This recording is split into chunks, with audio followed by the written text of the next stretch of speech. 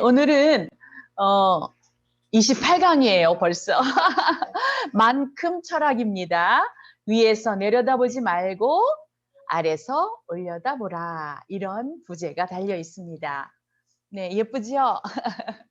네, 여러분들의 덕분에 제가 이렇게 좋은 영상을 만들 수 있어서 아주 감사합니다. 자, 이제 시작하겠습니다. 안녕하세요. 네. 가는 세월을 일주 단위로 맞이하게 되니까 시간이 더 잘 가는 것 같아요. 학교에 있을 때는 3월 달이 굉장히 바쁘거든요. 그런데 코로나 때문에 학교만 바쁜 게 아니라 우리 모두 바쁘고 힘든 3월이 아닌가 싶고요. 이게 마지막 고비다 이런 생각이 듭니다. SNS 소통연구소의 실력이 전국적으로 소문이 나고 있어서 앞으로 더욱 강의 요청이 넘칠 것 같지요? 네, 그러면 미리 박수로 축하하고 시작해 볼까요? 축하합니다. 네. 지난 시간에는 감동의 언어, 감탄의 말을 늘 입에 달고 살자 하는 이야기를 나누었습니다. 아하 없는 하루는 죽은 하루다. 말로 인해서 행운도 불러올 수 있고 행복도 함께 할 수 있다면 돈도 안 들죠. 힘도 안 드는데 해야 돼요? 말아야 돼요? 해야지요. 돈이 들면 모르지만. 그래서 언제나 자신과 모두에게 감통과 감탄의 언어를 적절히 사용할 줄 아는 훌륭한 인품, 최고 인품자가 되시기를 바랍니다. 오늘의 만남이 여러분들의 행복과 해탈에 만큼 좋은 인연이 되었으면 참 좋겠습니다. 이 시간에 여러분들과 나눌 공부 주제는 만큼 철학입니다. 인생은 결국 행복 지향의 과정이라고 했어요. 행복은 무엇이라고요?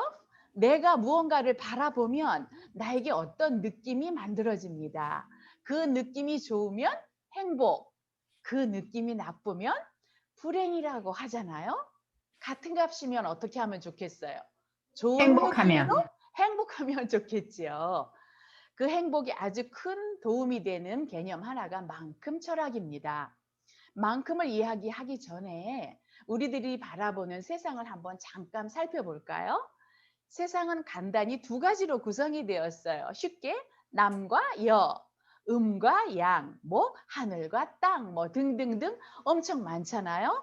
그런데 뿐만 아니라 존재론적으로 보는 세상과 가치론적으로 보는 세상이 있습니다.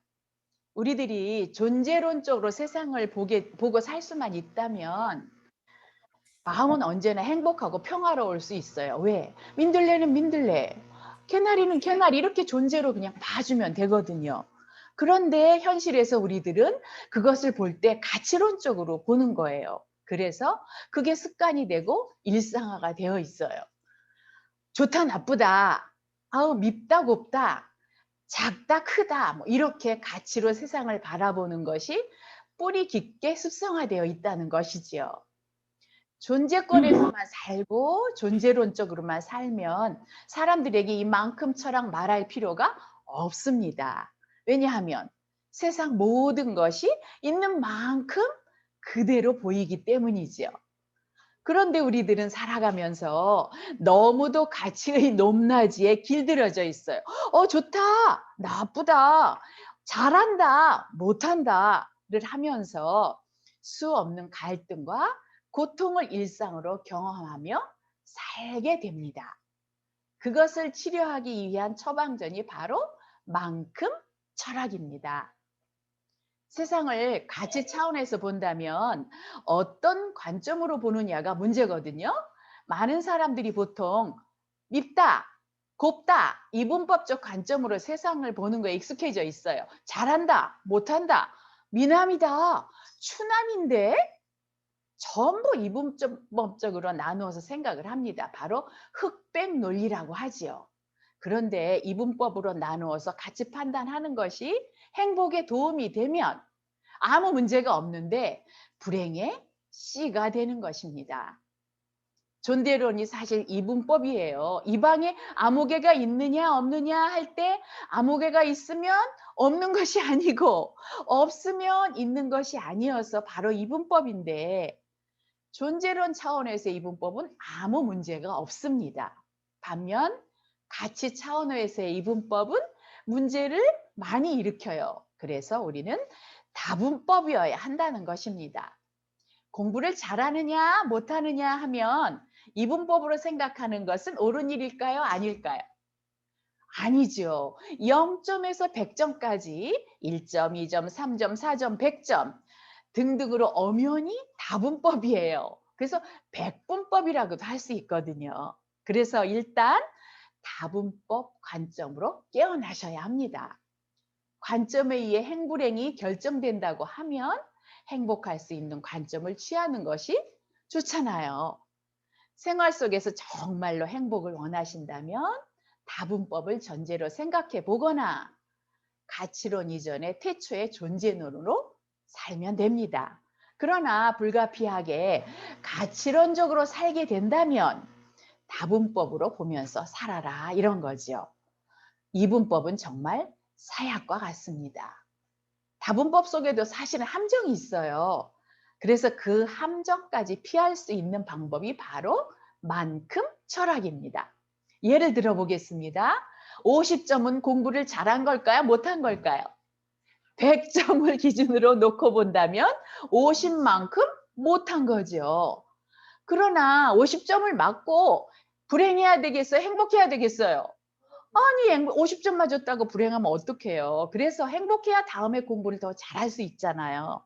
그러기 위해서는 저 밑으로 쑥 내려가서 50점을 쳐다보는 거예요.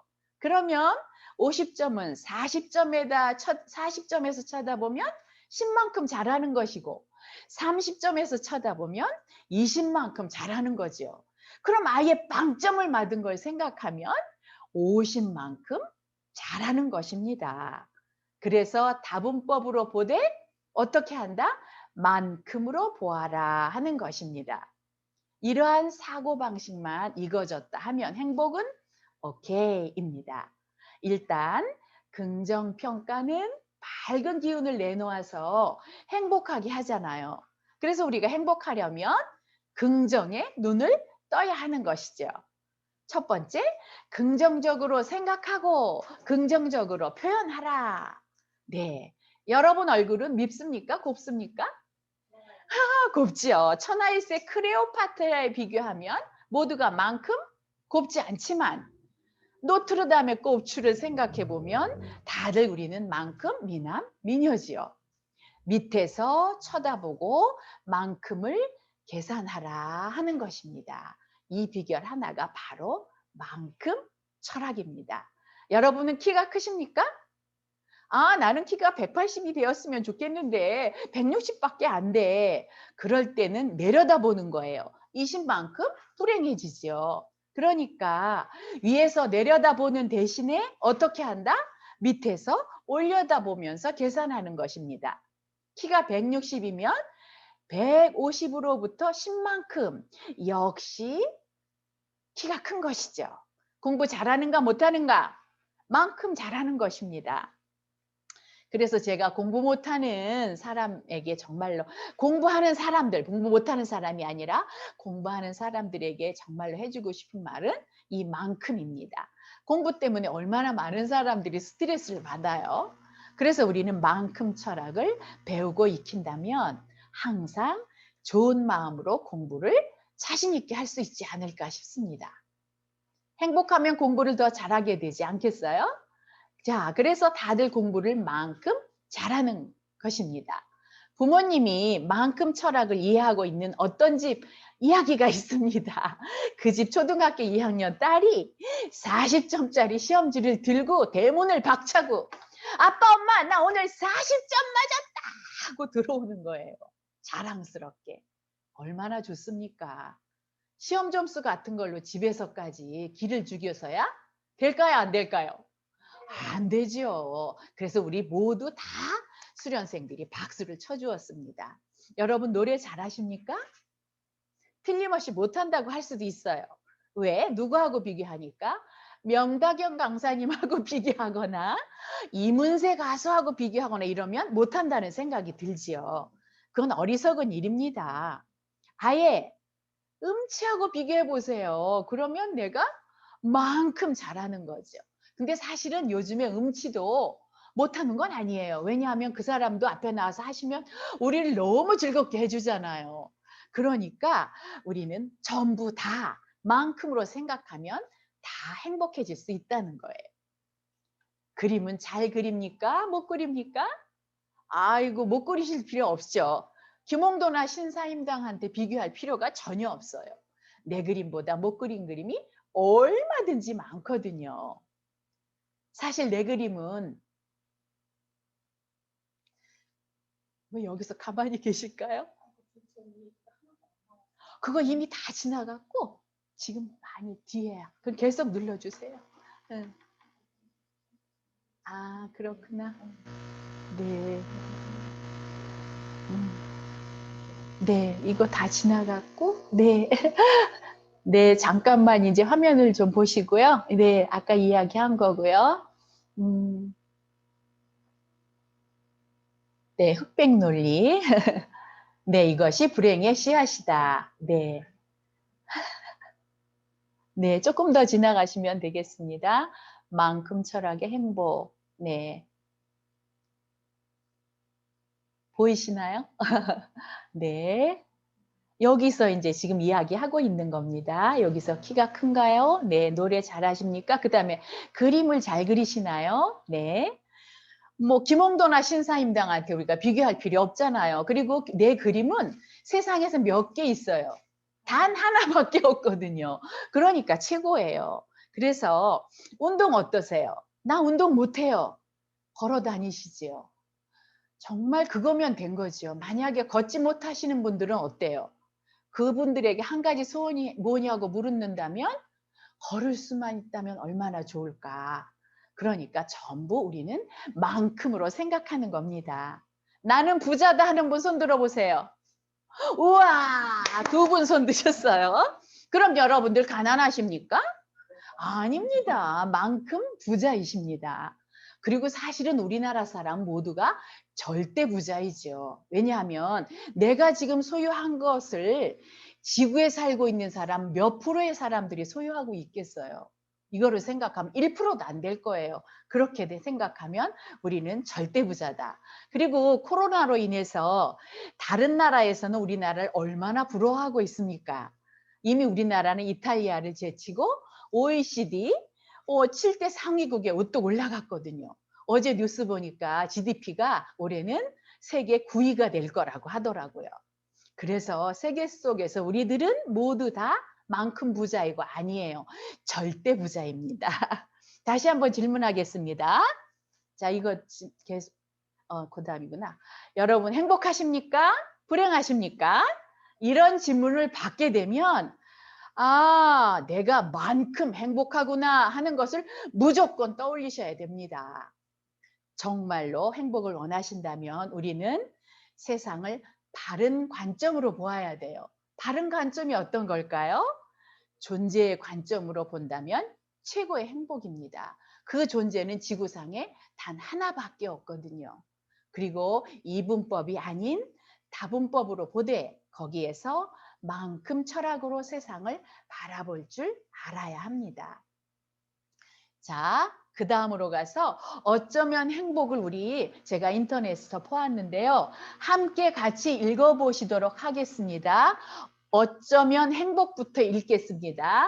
어쩌면 행복은 소나기를 피해 들어간 이름 모를 카페에서 마시는 차 한 잔에 녹아 있을지도 모르고 10,000원 지하철에서 운 좋게 내 차지가 된 빈자리에 놓여 있을지도 모르며 밤샘 작업을 마치고 돌아오는 길의 싸한 새벽 공기에 스며 있을지도 모릅니다.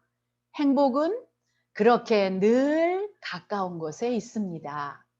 행복해지고 싶다면 내게 소중하고 아름다운 기억과 칭찬의 말들은 간직하고 필요 없는 비난이나 고통은 쓰레기를 치우듯이 과감히 버리는 것입니다. 에이브럼 링컨이 말했습니다. 다 같이 크게 말씀해 보세요. 사람은 행복하기로 마음먹은 만큼 행복하다. 네. 행운의 불가사리 이야기입니다. 멕시코의 한적한 해변을 한 노인이 걸어오면서 무언가를 주워서 바다로 던지는 거예요. 그래서 어르신 지금 무얼 하고 계십니까? 어이, 불가사리를 바다로 돌려보내고 있어. 썰물 때 밀려온 불가사리는 바다로 돌려보내지 않으면 햇볕에 말라서 죽고 말지요. 아니, 매일같이 수많은 불가사리가 휩쓸려 올라와서 수많은 해변 모래밭에서 말라 죽는데, 아니, 노인장께서 이런 일을 하신다고 해서 뭐 차이가 납니까? 노인은 다시 몸을 굽혀 불가사리 한 마리를 집어들었습니다. 그리고 그것을 멀리 바다로 던지면서 지금 저 불가사리에게는 큰 차이가 있지요. 모든 것을 다 내가 갖고 싶다는 것은 어리석은 욕심입니다. 내게 주어진 만큼, 할 수 있는 만큼, 누릴 수 있는 만큼의 행복을 누리는 게 최선의 삶이지요. 알고 보면 우주의 어떤 사물이나 동식물이나 뭐 어떤 사람이라도 자신이 있는 곳에서 만큼의 일을 하며 만큼의 행복을 누리고 사는 것입니다. 아무리 돈이 많고 큰 집에서 산다고 해도 그것을 한 번에 다 누릴 수는 없습니다. 지금 내가 서 있는 이곳만이 내가 누리는 공간의 전부인 것이죠. 차가 내가 집에 100대가 있어. 너무나 부자이기 때문에. 그런데 타고 나갈 때는 몇 대를 탈 수 있습니까? 한 대밖에 탈 수 없어요. 내가 침실을 10개 가진 호텔의 주인이에요. 그런데 내가 사용할 수 있는 방은 몇 개입니까? 한 번에 하나밖에 없습니다. 그러니까 누구나 만큼의 행복을 누리며 산다는 것에 우리가 눈을 뜬다면 부러울 것이 아무것도 없다. 우리는 모두 다 좋아하는 일을 하며 만큼의 행복을 누릴 줄 아는 삶이 되셨으면 합니다. 이제 마지막 이야기입니다. 어떤 사업가가 오랜만에 바쁘게 지내다가 휴가를 내서 바닷가 마을에 갔어요. 이제 이건 안 나옵니다. 네, 점심을 먹고 동네를 한 바퀴 돌아보며 맨 마지막에 나오는데 늘 생선을 널어놓고 바둑을 혼자 두거나 책을 읽으며 한가롭게 지내는 사람이 한 사람 있는 거예요. 그래서 이 사업가가 호기심이 생겨서 물어봤어요.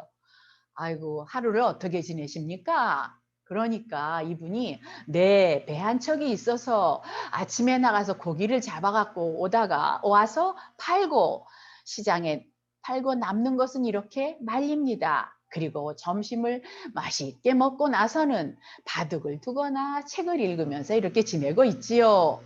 그 말을 들은 사업가는 너무나 안타까운 거예요. 아니, 배가 있으시다면 점심 드시고 한 번 더 나가셔서 고기를 잡아가지고 오면 좋지 않습니까? 그러니까, 그래서 뭘 하게요?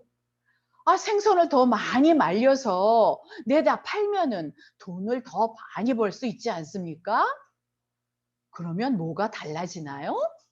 돈을 더 많이 벌 수 있을 테니까 집도 크게 짓고 생선 말리는 시설도 크게 해서 사업을 늘리면 금방 부자가 되실 것 같은데요. 그래요. 그럼 부자가 되면 어떻게 살게 되나요? 그렇게 돈을 많이 벌면 하고 싶은 일도 하고 맛있는 것도 마음대로 먹고 슬슬 놀고 지낼 수도 있지요. 여기서 큐. 예, 저는 지금 그렇게 살고 있습니다. 아침이면 배를 타고 나가 고기를 잡아서 돈을 벌고 돌아오면 맛있는 것을 마음껏 먹고 오후에는 하고 싶은 바둑도 두고 슬슬 동네 한 바퀴도 돌고 놀면서 지내고 있습니다. 오늘은 만큼 행복을 줄인 만큼 행 삼행시로 마치겠습니다. 크게 한 글자씩 띄워주시기 바랍니다. 만족하게 살려는 욕심을 내다보면 끝이 보이지 않습니다. 큼직한 금덩어리가 하나 생기면 한계가 더 갖고 싶어집니다. 행운을 잡으세요. 만큼 철학에 눈을 뜨면 행운이 나를 찾아옵니다. 고맙습니다. 사랑합니다. 축복합니다. 행복하세요. 감사합니다.